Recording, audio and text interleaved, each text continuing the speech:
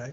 Now, you've been very vocal about the need to spread the gains of economic growth, the benefits of economic growth throughout the entire society. And you've said that you think the U.S. has, quote, a moral and economic imperative to end racism, close quote.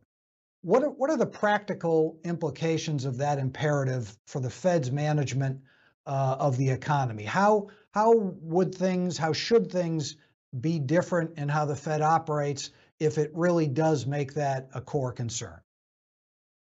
Well, first of all, I would say, we have a dual mandate of stable prices and maximum employment.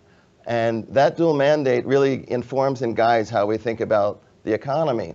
And when I first started in this job, I really asked the question, like, what should our maximum employment benchmark be and how should we think about it? And one thing that became very clear is that there were parts of our economy, there were parts of our economic community that were not contributing nearly as much as they might have otherwise. And that was constraining our economic potential. That was stopping or slowing our ability to get to maximum employment. And so we do think about that. I think about that a lot here in this bank. And there are a couple of ways to think about this. One is just really to figure out what are the drivers or the things that are causing that impairment, that are preventing economic opportunities from reaching everyone so those people can reach their full potential.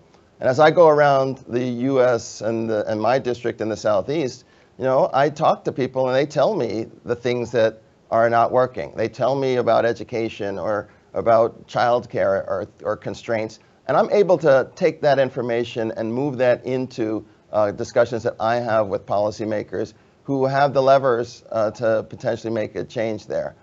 The second thing that I think is important is that it's really helped us think about how we execute monetary policy.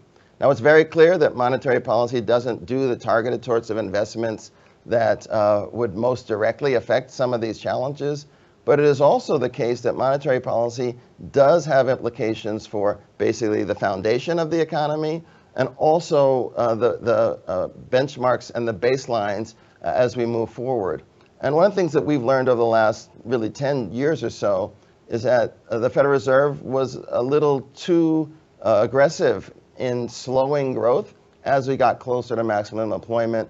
And there was a risk that maybe we were preventing the economy from including people in terms of employment that we might have otherwise. So in our new framework, we basically took the position that we wouldn't slow the economy because of the fear that the economy was going to overheat until we actually saw inflation start to move. And then once that happened, then we would slow it down.